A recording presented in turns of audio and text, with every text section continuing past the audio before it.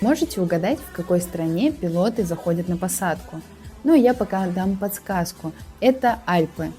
Ну что, у вас есть идеи? Ну, конечно же, это Швейцария. Иногда даже обидно, что такая природная красота и самые большие зарплаты достались гражданам Швейцарии. Желаем вам в следующей жизни родиться в швейцарской семье.